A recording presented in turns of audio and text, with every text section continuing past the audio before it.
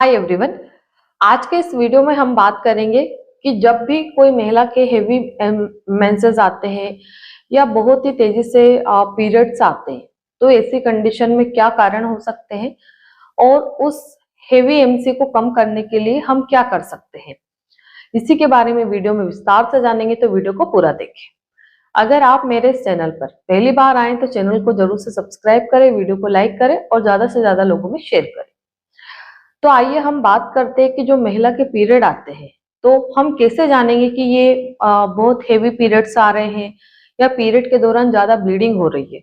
तो जो जनरली हमारा क्राइटेरिया रहता है यानी कि नॉर्मल एमसी का, अगर आपके पूरे दिन में 2 पेड गंदे हो रहे और 4 से 5 दिन तक इतने ही पेड गंदे होते पर डे 2 पेड, यानी कि पूरी एमसी में 10 से 12 पेड अगर आपको गंदे हो रहे या 10 से 12 कपड़े अगर आपको लगते हैं तो ये नॉर्मल क्राइटेरिया रहता है, ना कोई कम ना कोई ज्यादा।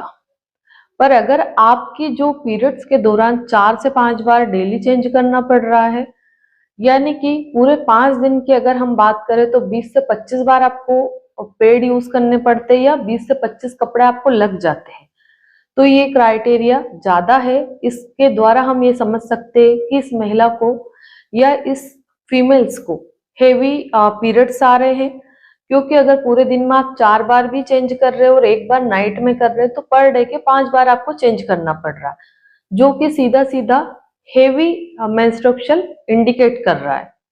तो अगर आपको भी ऐसी कोई प्रॉब्लम है तो आप इस चीज को जरूर से नोटिस करिए।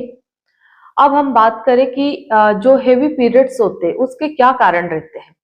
तो वैसे तो बहुत सारे कारण रहते हैं, पर जनरली जैसे एंडोमेट्रियम की लाइनिंग में कोई खराबी होना या उस लाइन का बहुत ज्यादा मोटा बनना, जैसे कई महिलाओं को एबॉर्शन के बाद में वो लाइन बहुत मोटी होने लगती है, तो उसके कारण आपको पीरियड में ब्लड क्लॉट भी पास होते हैं और हेवी पीरियड्स भी आते हैं।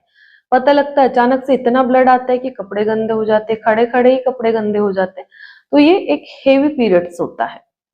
इसके बाद में कोई महिला को यूट्रस में फाइब्रॉइड हो गया या फिर गांठें बन गई या रसोली बन गई है, जिसके कारण भी बहुत हेवी ब्लीडिंग होती है। इसके बाद में कई सारी महिलाओं के पीरियड इनरेगुलर रहते हैं, 2-3 महीने के बाद में पीरियड्स आते हैं। तो अगर लंबे टाइम के बाद आपके पीरियड आ रहे हैं या बहुत गैप हो के पीरियड आते हैं तब भी हेवी पीरियड्स हो सकते हैं। इनके अलावा भी बहुत सारे कारण रहते हैं, जैसे हार्मोन डिस्टरबेंस या हार्मोन इनबैलेंस के कारण हो सकते हैं, या आपको मिसकैरेज हुआ है ना। तो कई सारी चीजें ऐसी होती है जो हम रिपोर्ट यानी कि टेस्ट करवा के पता लगा सकते हैं कि आपको हेवी पीरियड्स आने के क्या कारण रहते हैं। अब ऐसी परिस्थिति में आपको क्या क्या प्रॉब्लम हो सकती है। तो सबसे कॉमन प्रॉब्लम होती है, अगर आपके हेवी पीरियड आते हैं तो आपको खून की कमी हो जाती है और वो खून की कमी आपकी कभी भी पूरी नहीं हो पाती है। खून की कमी के कारण क्या प्रॉब्लम हो सकती है महिला को, तो जैसे महिला की जो दिनचर्या है, लाइफ स्टाइल है, वो बिगड़ सकती है। बॉडी का कलर चेंज हो सकता है। महिला को एवरी टाइम चक्कर आते रहते हैं। जैसे महिला जमीन पे बैठी और वो खड़ी हो रही तो आंखों के सामने अंधेरा छाना, सिर घूमना, सांस लेने में तकलीफ होना, थोड़ा सा तेज चलने से सांस फूलने लगना और कई बार बेहोशी तक होने लगती है। तो ये खून की कमी के कारण ऐसा सारा प्रॉब्लम होता है महिला को। और अगर आप ब्लड बढ़ाने के लिए कोई सप्लीमेंट या डाइट फॉलो भी करते हैं तो होता क्या है कि फिर नेक्स्ट मंथ आपका पीरियड आ जाएगा।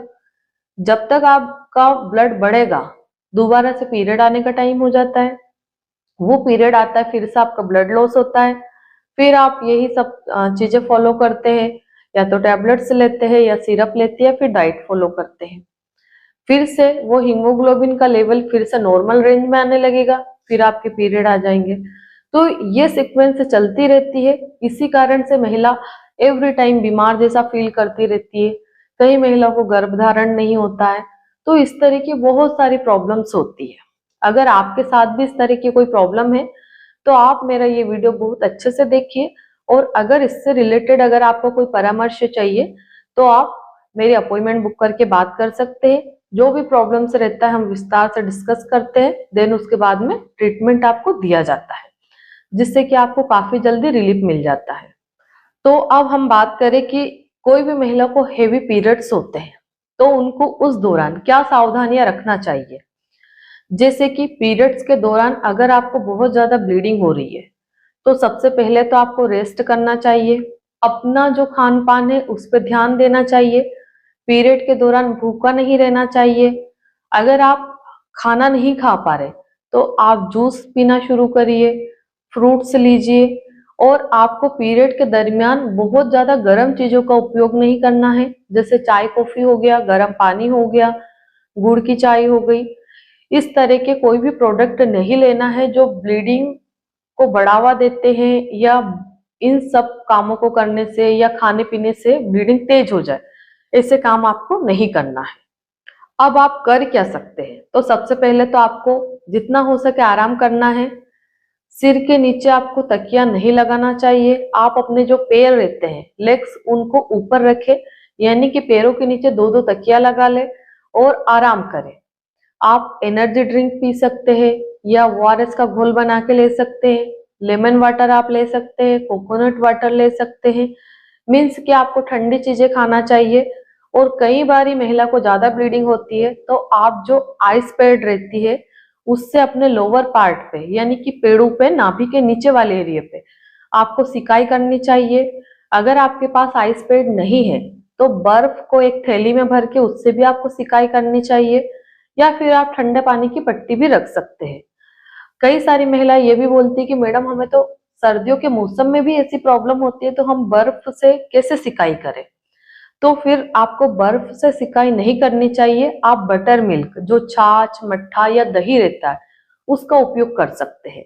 उसमें आप थोड़ा सा काला नमक मिला सकते हैं, थोड़ी सी उसमें सौंफ मिला सकते हैं, जिससे कि उसका टेस्ट भी अच्छा हो जाए। और आपकी जो सौंफ रहती है उसकी तासीर ठंडी रहती है।